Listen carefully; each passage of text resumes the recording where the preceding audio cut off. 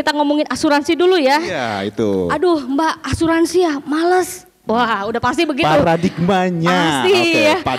Padahal. Aduh Mbak, asuransi nih Bu, saya uangnya hilang sama asuransi. Karena apa? Bapak Ibu itu tidak memahami asuransi ketika tidak terjadi sesuatu. Asuransi itu akan merasa sangat dipakai atau terpakai atau berguna ketika kita mempunyai resiko. Contoh sakit, mana ada coba kalau misalkan nggak asuransi bayar sendiri kan, otomatis berjuta-juta tuh keluar. Tapi kalau dengan asuransi bisa ya. Terus kedua yang tadi, ketika nasabah meninggal atau misalkan ada yang meninggal biasanya cuma dikubur aja, ya kan? Tapi kalau asuransi, anak, istri atau keluarga itu dapat warisan dari asuransi. Jadi kalau misalkan untuk dari sisi asuransinya tidak usah khawatir, selama Bapak Ibu membeli produknya, manfaatnya itu sesuai. Jangan membeli yang pokoknya diiming-iminginya investasi, enggak. Asuransi tetap asuransi. Karena apa? Kita berhubungan dengan resiko. Gitu. Oke, berhubungan dengan resiko, kita nggak pernah tahu ya kan, namanya kejadian, musibah, bisa kapan di mana aja. Tapi kita bisa memberikan proteksi dari sejak dini, ya betul kan? Betul sekali. Ya kan ibu-ibu bisa memproteksi saya, tidak buat ibu-ibu tapi buat suami ibu-ibu ya, buat anak-anak ibu juga bisa. Apalagi tadi ketika itu ada yang namanya bisa diwariskan. Betul. Oke, nah di BNI Life sendiri, tapi diinformasikan bahwa nanti yang kerjasama dengan rumah sakit itu di mana saja, ada informasinya kan Teh? Oh ada, untuk di Jawa Barat itu kurang lebih 350 rumah sakit sudah kita kerjasama beserta klinik ya, dan belum lagi labnya Bapak Ibu. Jadi memang BNI Life itu sengaja menyebar di seluruh kota, terutama yang di Jabar ya, saya pastikan kita ber-PKS. Jadi kalau misalkan tadi tidak hanya kesehatan, Bu bisa nggak sih finansial keuangan saya dibantu oleh asuransi? Bisa banget, kita bisa ngasih returnnya juga bagus banget gitu, secara investasi dan tabungannya Bapak Ibu, betul. Tapi untuk asuransi, untuk klaimnya juga tuh mudah sekali kan? Mudah banget. Kadang kan itu yang bisa jadi pertanyaan, ya enggak? Bertanya nggak Bu, cara klaimnya gimana? Ribet nggak? Itu kan? Ayo, saya lihat tuh Bu, aura-auranya pertanyaannya seperti itu Bu. Gimana cara klaimnya nanti apabila terjadi sesuatu, Teh? Oke. Kalau untuk klaim yang tadi ya, kita pertama kenapa sih banyak klaim yang ditolak dulu nih? Ditolak itu kenapa? Satu, ya tadi kan saya bilang asuransi itu adalah bisnis beresiko. Ketika ibu bapak beli asuransi dan ibu bilang saya nggak ngerokok kok, padahal mah ngerokok, terus gitu ya. Nah itu tuh salah satu yang tidak jujur. Terus kedua, misalkan ada diagnosa kena diabetes, tapi nggak ngomong ke kita, padahal udah ada diabetes. Jadi cuma beli-beli karena ibu tahu nih, oh saya sakit, saya harus beli. Karena asuransi itu tidak boleh dibeli dalam kondisi sakit, harus sehat. Kita tidak menerima orang sakit beli asuransi, terlambat soalnya. Nah makanya kalau misalkan ngomongin kenapa itu ditolak, mungkin ada satu ketidakjujuran Bapak Ibu terhadap kondisi sebelumnya, itu satu. Jujur, ya.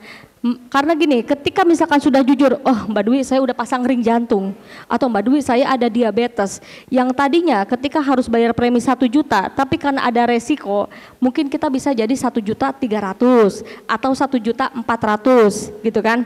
Tapi karena nggak jujur, pengen diaksep atau pengen diokein, enggak kok saya sehat. Nah itu ternyata sama kita kedetek pernah sakit. Jadi jangan sampai tidak jujur ketika pada mendaftar pertama kali, seperti itu ya. Betul sekali. Oke. Apalagi tuh selain seperti jujur itu? Mungkin dokumen. Nah dokumen disiapkan apa aja nih? Ini nih yang lebih penting lagi. Amit-amit nih Bapak Ibu misalkan udah punya asuransi, pasangan kita meninggal dunia, otomatis kan kita harus klaim asuransi yang dimana untuk mencairkan uang pertanggungan atau uang asuransinya. Didiemin sebulan, 2 bulan, hoream, males ibu aku teh ngurusin kayak gini, nggak ngerti, eta mah urusan si bapak. Rata-rata ibu-ibu gitu tuh ya. Salah, karena kita itu ada tenggat waktu. 60 hari setelah kematian atau resiko itu harus segera diurus. Karena apa? Kalau nggak diurus tidak dibayarkan. Itu kelalaian di kita. Belum lagi kurang dokumen. Dokumen kematian dari kelurahan kurang, gitu ya. Kelengkapan dokumen tidak lengkap. Udah pasti kita pending gitu. Nah rata-rata yang belum diperhatikan tuh di setiap dokumen yang harus dilampirkan. Dokumen dan juga mungkin tenggat waktunya itu 60 hari maksimal, berarti 2 bulan setelah hari kematian. Betul, gitu betul, ya. betul. Nah, jadi jangan sampai Bu di nanti hilap pohon gitu ya. 300 juta melayang, nggak dibayar gitu. oleh asuransi. Iya. Kan nabung buat kesehatan kita juga, kesehatan keluarga tentunya. Oke, Teh Dwi, dengan namanya asuransi ini kan kita bisa terproteksi sebetulnya.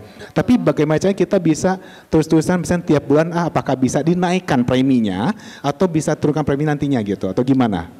Kalau untuk di BNI Life dari kontrak awal kita memang dari kontrak awal nasabah membeli produk asuransi misalkan preminya itu 1 juta sebulan ya.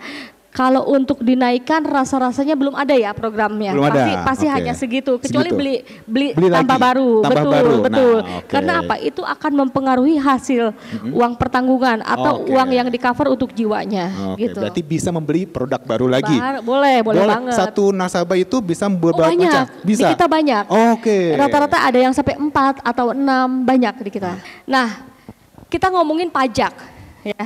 Ini bisa pajak perorangan ataupun pajak perusahaan.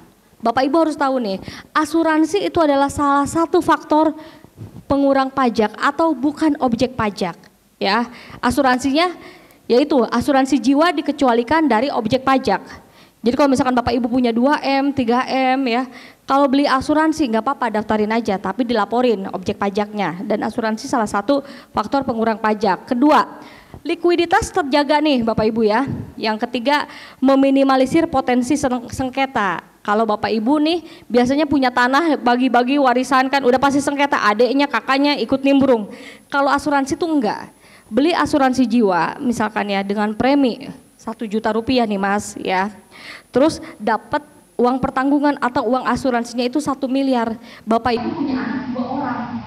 Si AA dikasih 70%, si Teteh dikasih 30%. Ketika kita sudah tidak ada, asuransi akan membayar sesuai dengan plot yang didaftar. Jadi nggak ada lagi tuh sengketa tanah si ini, ponakannya si ini, segala macam tidak ada.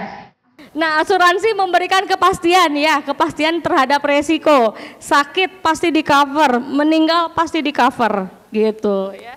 Pastinya di cover. Pasti di cover asal satu, tidak bohong. Nah, jadi di awal ibu-ibu jangan sampai berbohong. Harus jujur ketika daftar. Harus jujur, memang betul. kita pernah sakit apa, informasikan ya betul. seperti itu.